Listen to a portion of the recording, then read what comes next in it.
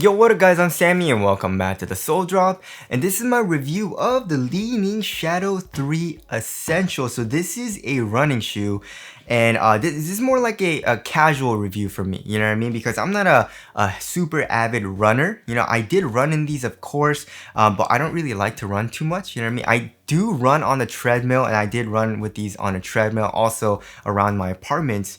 But again, I'm not like super into running. So this will just be kind of like my take on this running shoe from like a casual standpoint and kind of more like a jogging, a running standpoint as like a hobby, you know?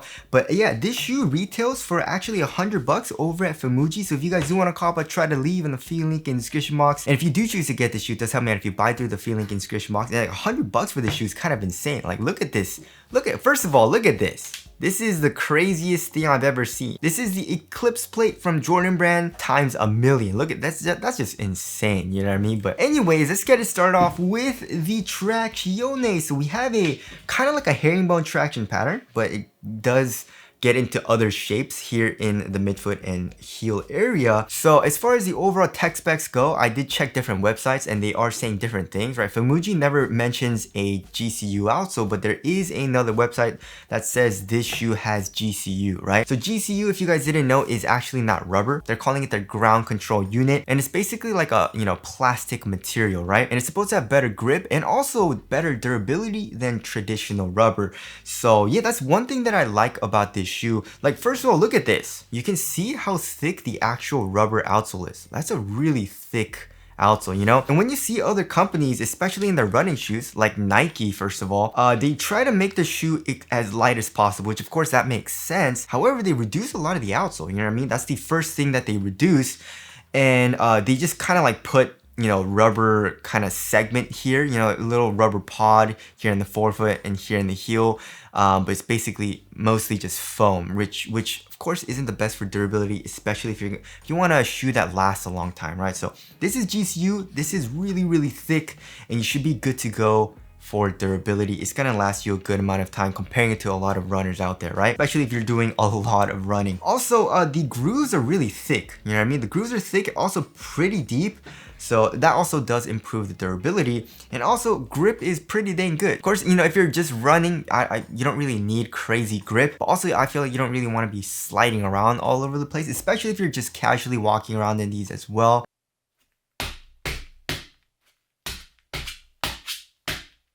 So with the GCU, I definitely do like the outsole. And now moving on to the heel to toe transition, it is freaking insane. And I see a lot of this kind of design, this rocker shape in a lot of modern day running shoes, right?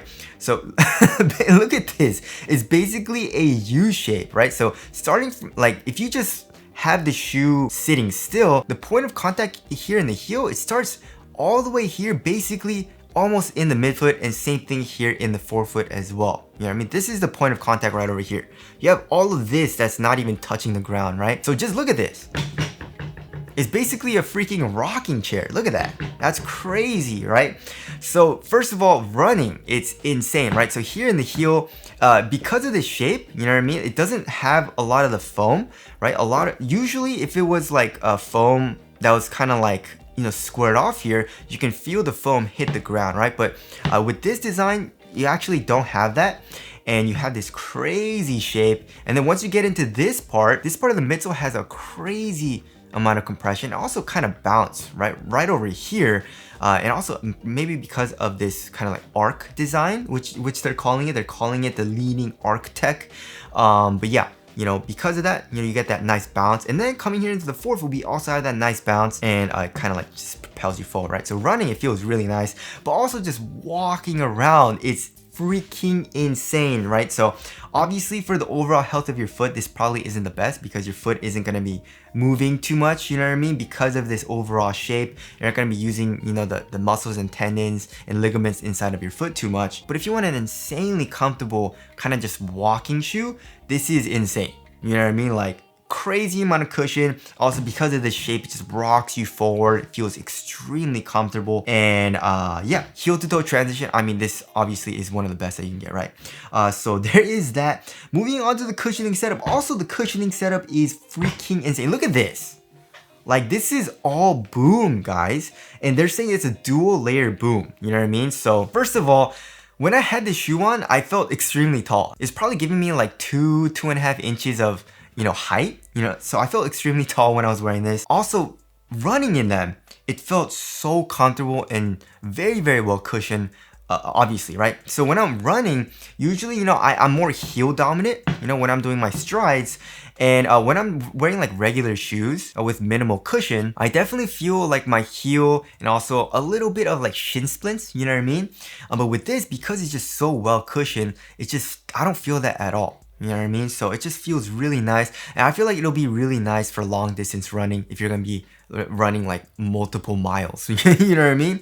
So that felt extremely nice, and also with the propulsion and because of the plate, feels very, very supportive, right? One of the websites also was saying there is a carbon fiber plate, but I'm not really sure which is the carbon fiber, you know what I mean? Because if you look at it, it doesn't really look like carbon fiber, There's also a 12mm drop in the cushioning setup, and they're also saying there is a P-Bax propulsion plate, which I'm guessing is probably this piece right here on top of the shoe, right here, right below your arch.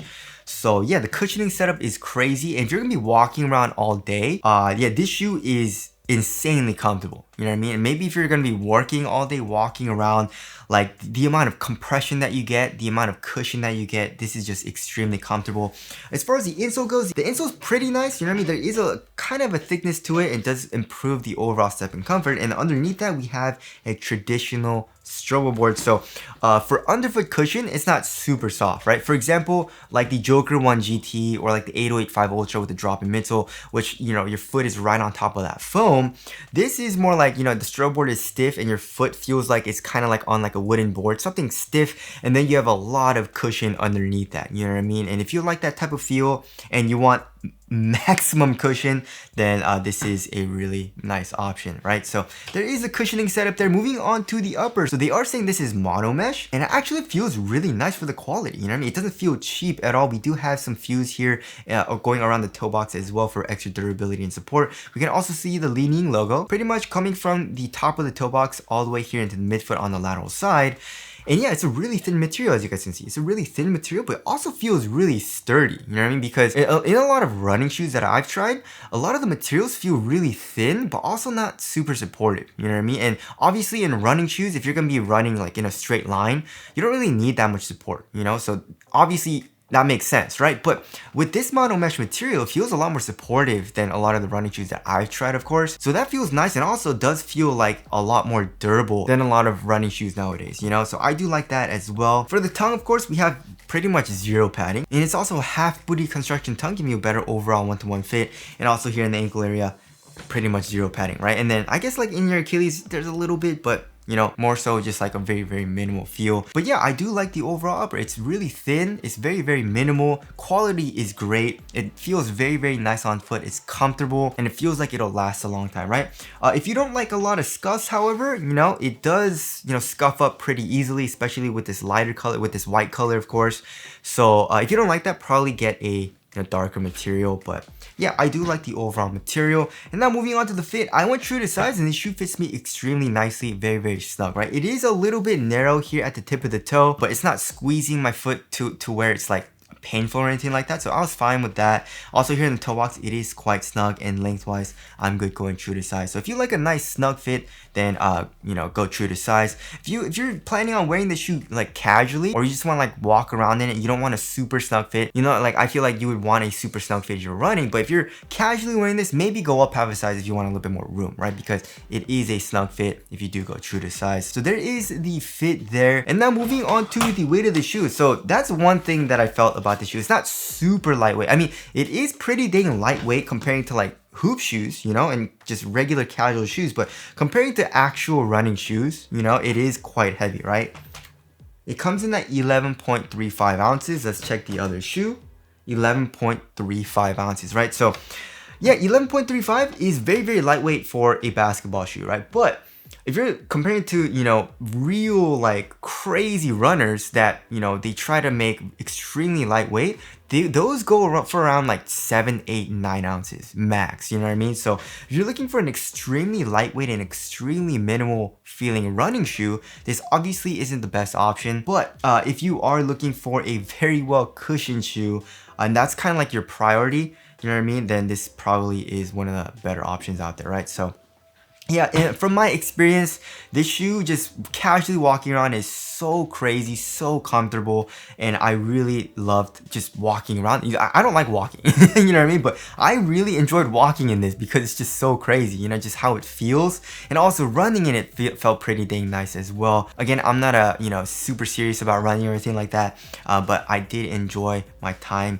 because it was just so well cushioned in my personal opinion. So yeah, definitely do check these out if you do want a very comfortable shoe. And I can definitely see people wearing these like you know, during work. You know, if you want a really well cushioned shoe and you're gonna be walking around all day, I feel like this is also a very nice option. Again, for your overall foot health, that probably isn't the best option though. If you're gonna be walking around all day, I'll probably suggest wearing like a barefoot shoe or like a minimal shoe, you know. But again, if you want a super crazy comfortable well cushioned shoe, this is a really nice option, right? So anyways, that about concludes my review of the Li-Ning Shadow 3 Essential. Again, if you guys do want to call, I'll try to leave in a few link in the description box. But that's it. Thank you guys for watching, and I'll see you guys in the next one.